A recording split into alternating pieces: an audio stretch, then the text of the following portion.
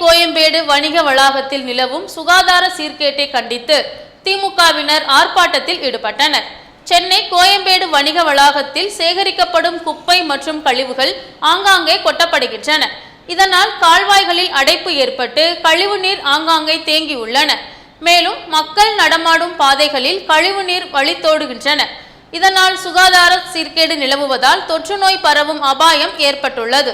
இது தொடர்பாக மாநகராட்சி மற்றும் சுகாதாரத்துறையிடம் அளிக்கப்பட்ட புகார்கள் மீது இதுவரை நடவடிக்கை எடுக்கப்படவில்லை. இதனை கண்டித்து திமுக சார்பில் கோயம்பேடு வணிக வளாகம் அருகே இன்று ஆர்ப்பாட்டம் நடைபெற்றது.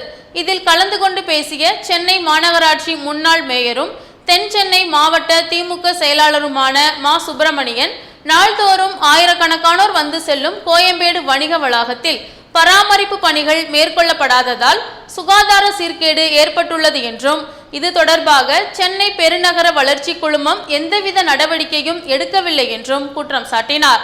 இது தொடர்பாக சட்டப்பேரவையில் திமுக உறுப்பினர்கள் பேச முடியாத சூழல் உள்ளது என்றும், எனவே இந்த ஆர்ப்பாட்டம் நடைபெற்றதாகவும் சுப்பிரமணியன் தெரிவித்தார்.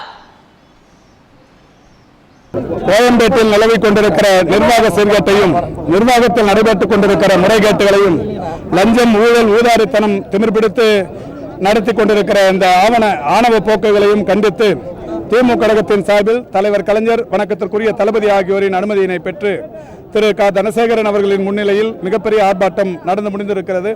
ஏறத்தாழ 20,000க்கும் மேற்பட்டவர்கள் கலந்து கொள்ள இந்த ஆர்ப்பாட்டத்தின் மூலம் கோயம்பேட்டில் நிலவிக் கொண்டிருக்கிற ஒட்டுமொத்த சுகாதார சீர்கேடு கண்டித்தும் முழக்கங்கள் எழுப்பப்பட்டிருக்கிறது. இந்த போராட்டத்தை தொடர்ந்து சிஎம்டி நிர்வாகமும் மாநகராட்சி நிர்வாகமும் இதில் இருக்கிற குளறுபடிகளை, குழப்பங்களை தீர்க்கவில்லை என்று சொன்னால் மீண்டும் ஒரு போராட்டம் திமுக கழகத்தின் சார்பில் மிகப்பெரிய அளவிலான மறியல் போராட்டமாகவோ அல்லது முற்றுகை போராட்டமாகவோ நடத்தப்படும் என்று அறிவிக்கப்பட்டிருக்கிறது. ஃபர்ஸ்ட்லாம் இடம் நல்லா தான் இருந்தது. இப்போதான் குப்பை கொட்டிட்டாங்க. குப்பை கொட்டி ஒரே நாஸ்தி. பக்கத்து தண்ணி வந்து எப்படி தேங்கி இருக்கு. அந்த தண்ணி பாரு, குப்பை கொட்டுறாங்கன்னா இது ஒரு விமர்சனம் தெரியாதா? யாரும் எடுக்க மாட்டாங்களா? எவ்வளவோ போராடி, இவ்வளோ நீங்கள் போராடுறீங்க. அந்த போராடி கூட அவங்க எடுப்பாங்களே, எடுக்க மாட்டாங்க. அது கூட என்னன்னு தெரியவே